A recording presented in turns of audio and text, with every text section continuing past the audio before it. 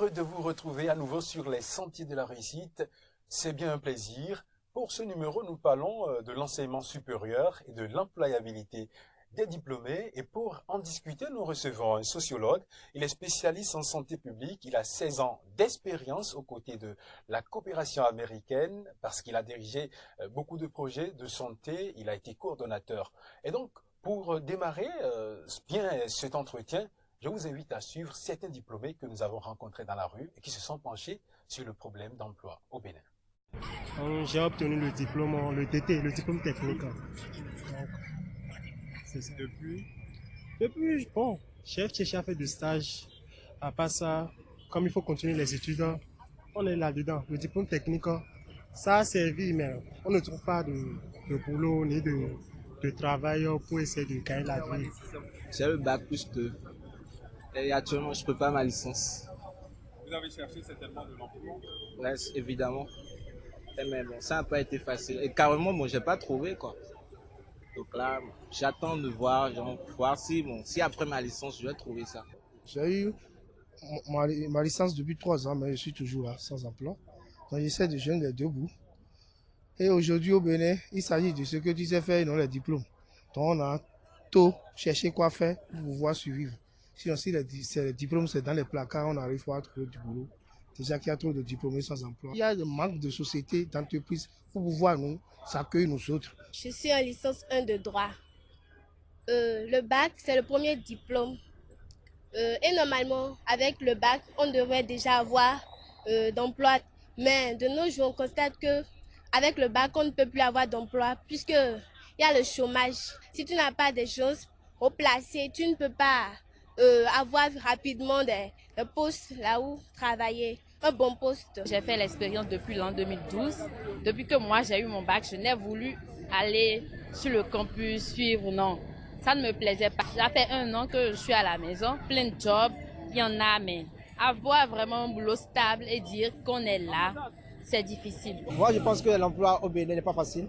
Donc pour cela, pour ma formation, à la fin de ma formation, je pense créer moi-même mon entreprise. La situation que nous avons actuellement, c'est que le système éducatif n'est plus adapté aux besoins du marché de l'emploi.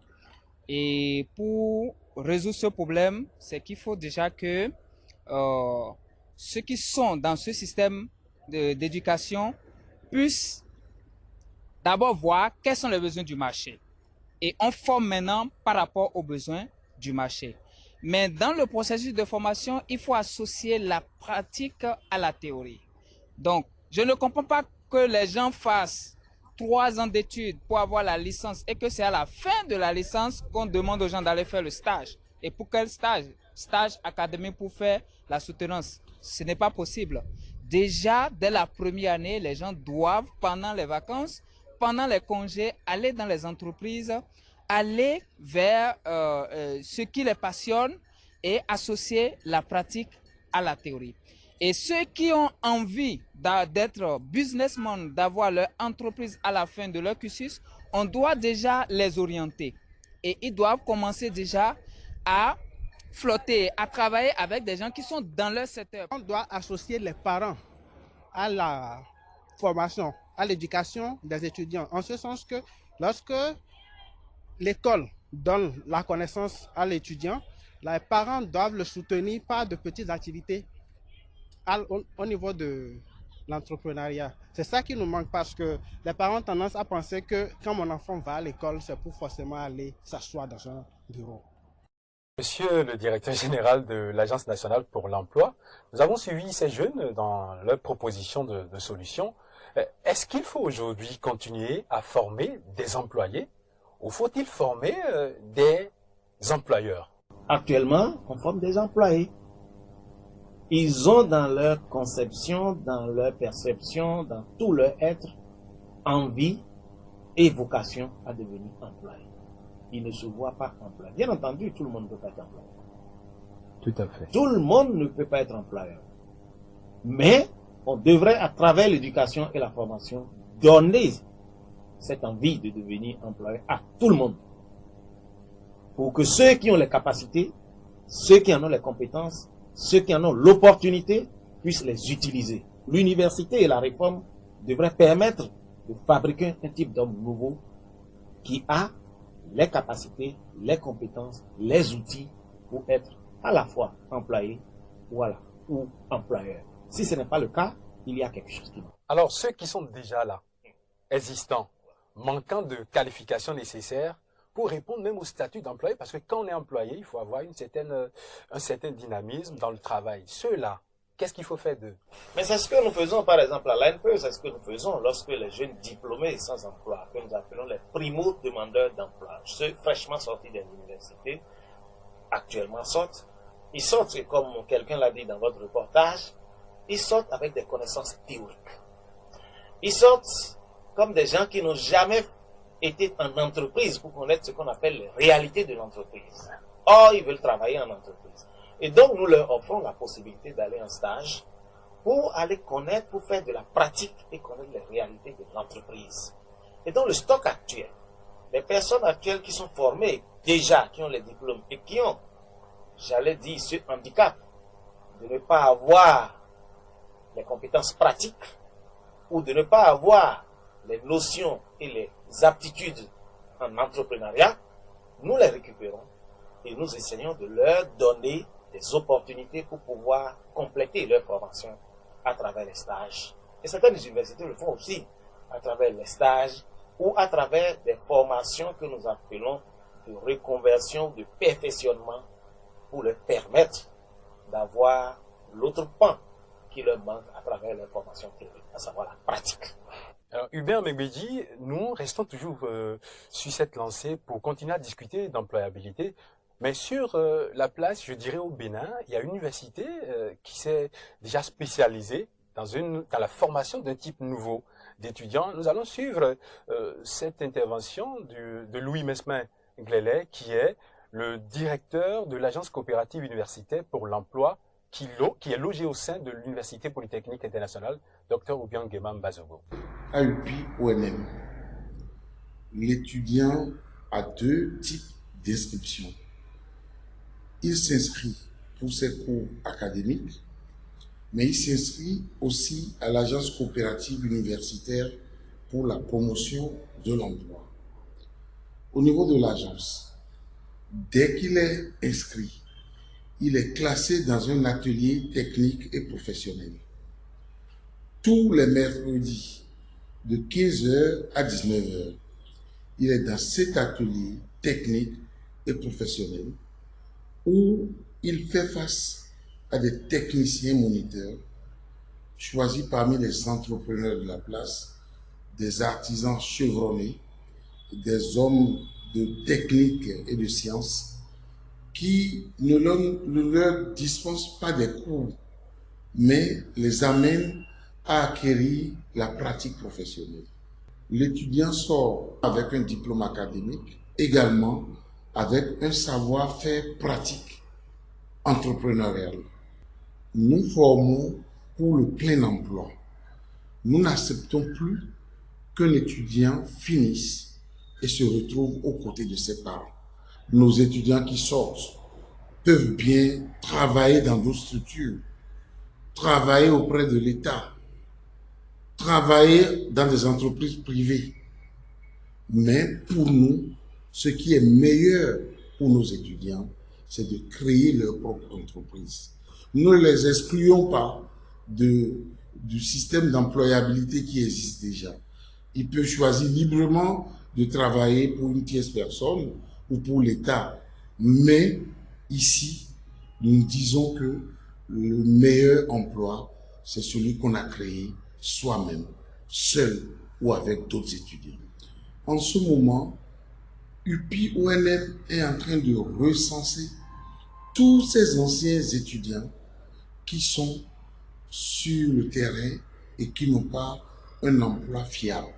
Avec l'appui de la Banque Atlantique et de Africa Bourse, pour que très bientôt, tous ces étudiants que nous sommes en train de recenser retrouvent les chemins de l'emploi. C'était Louis Mesmin Glélé, directeur de l'Agence coopérative universitaire pour l'emploi de l'Université polytechnique internationale, Dr Obiang Nguema Mbazogo, UPI-ONM. Est-ce que ce cas ne peut pas servir à d'autres structures éducatives au niveau supérieur? C'est un exemple à suivre, que d'abord une université se préoccupe du sort à post-formation de ses étudiants, est alloué. En général, on forme, on donne les diplômes et on s'arrête là. Ce qu'ils deviennent, ça ne nous concerne plus. Et donc je voudrais saluer donc, cette initiative qui consiste à se préoccuper de que deviennent nos étudiants. Trouvent-ils du travail? Cela va, et d'ailleurs il va sans dire donc que par cette préoccupation, on revoit le type de formation que l'on donne, et c'est ce qu'il a expliqué, pour donner un peu plus de capacité, de compétences, d'opportunités aux jeunes pour pouvoir trouver de l'emploi. C'est inévitable. Si vous vous préoccupez du sort de vos étudiants, vous serez obligé de réadapter votre formation. Et vous aurez remarqué qu'il a dit qu'ils ont créé des ateliers le mercredi soir, parce qu'ils ont remarqué par ailleurs que la formation théorique seule ne suffit plus. Le jeune étudiant qui a son diplôme et qui n'a pas les capacités de pouvoir faire quelque chose réellement n'est pas employable. Et donc, il faut lui donner de nouvelles capacités dans la pratique qui lui permettent non seulement de maîtriser l'emploi, mais aussi d'avoir des idées, des initiatives entrepreneuriales. Alors, y a-t-il de facilité à y aller? Rien n'est facile dans la vie. Mais il faut y travailler. Il faut y croire. Je vous ai donné les statistiques tout à l'heure. Je vous ai dit que les opportunités se trouvent dans l'emploi indépendant et dans l'entrepreneuriat. Et donc, les jeunes que nous avons suivis tout à l'heure et qui parlaient de « je suis au chômage depuis tel nombre d'années, je n'ai rien trouvé, il n'y a pas d'emploi », c'est la caractéristique de ce que ils ont été formés, mais ils n'ont pas reçu les notions, ils n'ont pas reçu les rudiments qui leur permettent de s'auto-employer. Il y a quand même un que j'ai beaucoup apprécié dans votre reportage, qui a dit « Je n'ai pas trouvé d'emploi, je me débrouille parce que j'ai découvert que je ne pourrais pas trouver de l'emploi salarié, mais je pourrais trouver d'autres opportunités pour m'auto-employer. » Il a déjà trouvé la solution. Il faut l'accompagner pour qu'il puisse y croire. Vous savez ce que j'ai observé dans ma vie et dans le travail que je fais aujourd'hui? Ce que j'ai observé, en réalité, les statistiques le démontrent. Si vous demandez au BIT, le BIT vous dira qu'il n'y a pas un problème de chômage au Bénin. Quel est le Bureau international du travail? Le Bureau international du travail dit que le chômage au Bénin est de 0,7%. Les statistiques de NISAE et à travers les MICOV nous disent que c'est 2,6%. Quand nous sortons ces statistiques, tout le monde nous crie dessus. Chacun a un chômeur dans sa maison. Chacun connaît un chômeur quelque part, un ou deux dans sa maison. Alors, comment pouvez-vous nous dire qu'il y a 1% de chômage au Bénin ou qu'il y a 2% de chômage au Bénin? Et qui dit la vérité? En réalité, la situation, la vérité est dans tous les cas. Le BIT a sa définition du chômage. Et la définition du chômage, c'est 4 critères pour le BIT. Vous avez un diplôme en sciences naturelles, vous avez un diplôme en ressources humaines, vous avez un diplôme en droit. Vous n'avez pas trouvé de l'emploi, mais vous travaillez avec votre tante à Tokpa à vendre des choses. Vous travaillez. Tout à fait. Pour le BIT, vous êtes au travail, vous avez un emploi. Même si toutes les conditions que vous voulez de cet emploi ne sont pas remplies. Il vous considère. Et le paradoxe, c'est que le jeune qui est dans cette situation, lui, il considère qu'il ne travaille pas. Et donc, nous sommes dans un paradoxe, nous sommes face à une situation où celui qu'on considère qu'il travaille, considère lui-même qu'il ne travaille pas. Vous avez un autre jeune qui, il a le diplôme, il n'a pas trouvé d'emploi, sa moto d'étudiant, il devient zémidian. Et il gagne 3 000, 4 000, 2 000 par jour, il fait ça. Et dans sa tête, il dit, je fais ça en attendant qu'on m'appelle, en attendant que je trouve un travail. Donc, il considère qu'il ne travaille pas. Et selon vous, il travaille? Est-ce qu'il travaille? Il travaille. En réalité, parce que, si vous avez ce que vous nous avez montré, lui fait, parce qu'on ne lui a pas donné la notion d'entrepreneuriat. Parce qu'en réalité, celui qui fait le zémidian peut devenir demain propriétaire de compagnie de transport. Du zémidian, on peut devenir PDG d'une société de transport. Parce qu'il aurait acquis de l'expérience. Il aurait acquis de l'expérience, mais il aurait élaboré autour de cette activité qu'il a commencé toute petitement, un grand projet qui va l'amener à devenir un propriétaire d'une compagnie de transport. Mais parce qu'il ne pense pas que c'est son activité, il ne travaille pas dessus, il ne réfléchit pas dessus, il n'élabore rien dessus, il fait juste le minimum pour gagner sa pitance. Alors, pour vous appuyer dans votre développement, il y a certains jeunes diplômés de l'UPI-ONM qui se sont déjà mis à l'œuvre. On ira les découvrir, on reviendra en parler. 3 jeunes mus par la passion de l'entrepreneuriat se sont très tôt constitués en groupe pour la mise en œuvre d'un projet d'avenir à Aka. Joël Avosevou, Christophe Avoira et Pierre Kakbo se sont inscrits à l'UPI-ONM, l'Université Polytechnique Internationale Dr Obiangema Mbasogo, en 2014. C'est ainsi que leur initiative commune de création d'une unité de production audiovisuelle a commencé à prendre corps avec une vision bien déterminée. Nous avons créé une maison de production qui a pour nom Aka Production. A comme Avosevou, deuxième A comme Avonira et le K comme Kakbo. Nous étions inscrits en audiovisuel en première année à l'ESTAC où les professeurs nous incitaient à travailler en équipe, où l'idée nous est venue. Nous avons dit comme l'audiovisuel est un travail d'équipe, nous sommes mis réalisateurs, monteurs, cadreurs, et nous avons formé ensemble une équipe. Et nous avons commencé par gérer des productions, des événements. Nous sommes en fait un corps. Donc, il faut que les membres s'unissent pour que le corps là soit utile. Convaincus de la réussite de leur idée, Joël, Christophe et Pierre se définissent des objectifs clairs dans l'organisation du travail. Nous avons au sein du groupe un réalisateur, un cadreur et un monteur. De l'autre côté, nous avons le bloc administratif qui se met déjà en place. La gestion efficace de l'entreprise dépend de l'attitude de tout chacun. Nous écrivons d'abord un plan et nous faisons le dépouillement en fait de ce que nous voulons faire. Et c'est de là que nous partons maintenant sur le terrain. Lorsque les professeurs nous demandent des exercices de public reportage, on utilisait le téléphone portable pour le faire parce qu'on n'a pas les moyens. Quelques années après la mise sur pied de leur unité de production dite AAK, ces jeunes évoluent selon des engagements et sont aujourd'hui pourvoyeurs d'emploi. Il y en a quand même des gens qui viennent vers nous, qui sont de même promotion que nous, qui nous demandent comment ça se fait. Et puis, ensemble, des jeunes comme nous, et nous travaillons. Nous ne pouvons pas dire que nous avons le matériel qu'il faut. Mais nous avons quelques matériels que nous utilisons. Et nous avons des caméras, nous avons aussi un banc de montage.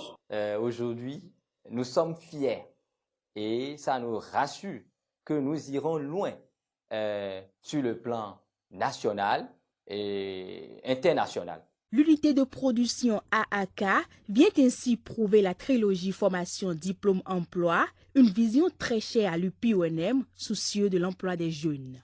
On a suivi 3 jeunes qui sont déjà dans la dynamique de l'entrepreneuriat.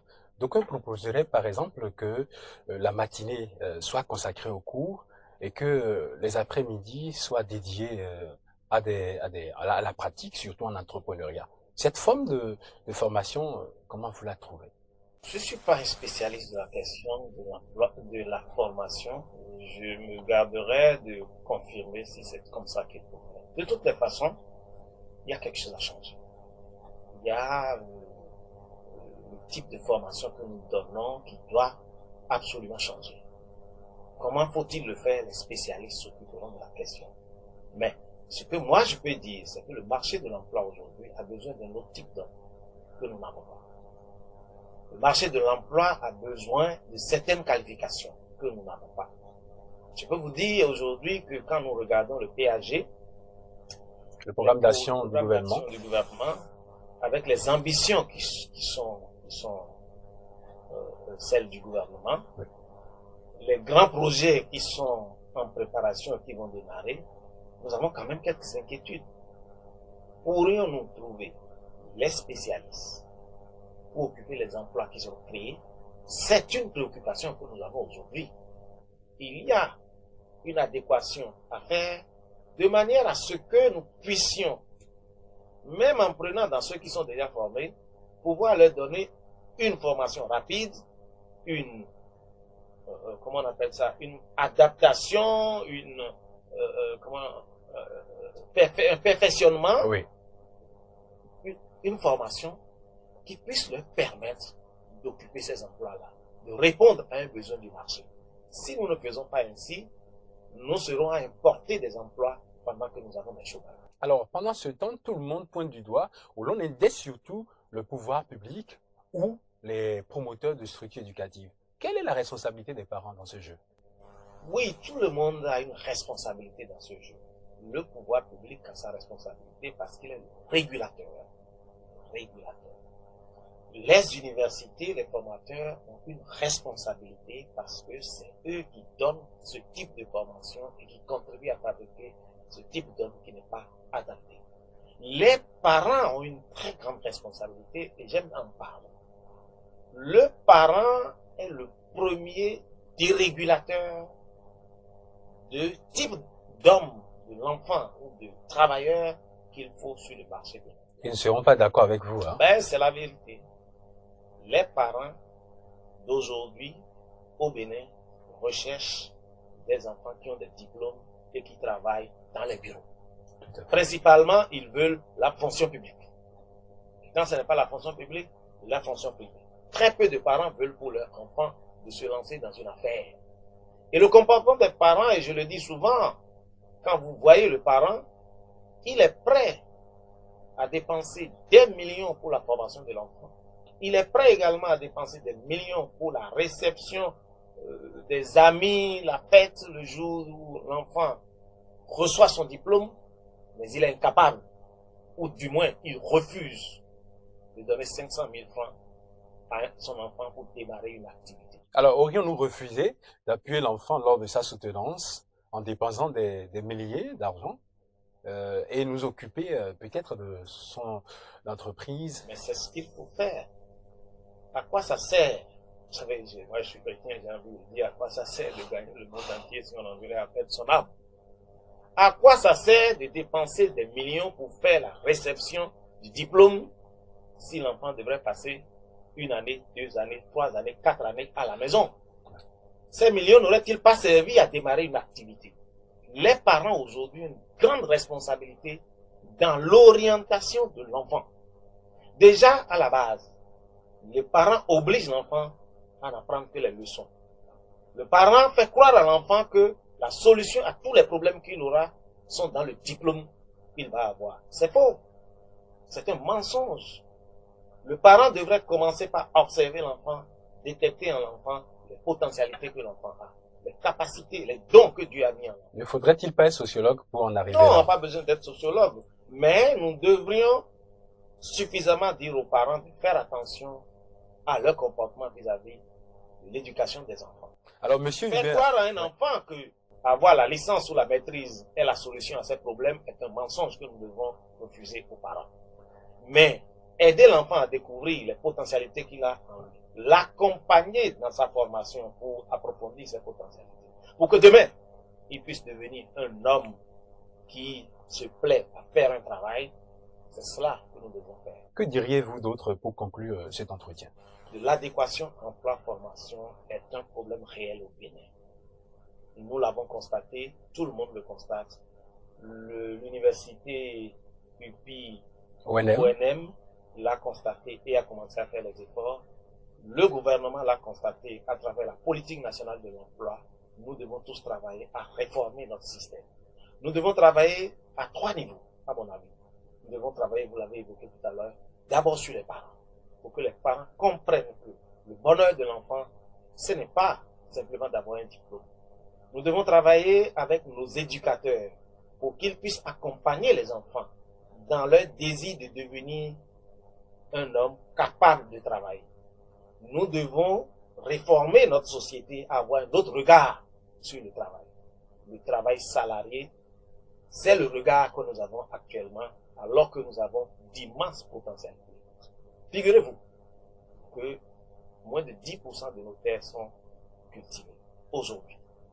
Et pourtant, des Béninois meurent de faim, n'ont pas d'emploi. Hubert Amegbedji, directeur général de l'Agence nationale pour l'emploi. Il est sociologue, spécialiste en santé publique, 16 ans de coordination au niveau de la coopération américaine, surtout sur des projets de santé. Alors, c'est un plaisir pour nous d'avoir eu beaucoup de choses de vous durant 26 minutes environ. Merci. C'est moi qui vous remercie. Nous allons conclure et vous donner dessus cette pensée de Bill Cosby, je cite, « Pour réussir, votre désir de réussite doit être plus grand que votre peur de l'échec. Pour réussir, votre désir de réussite doit être plus grand que votre peur de l'échec. » Ce sera tout pour cette émission. À la prochaine.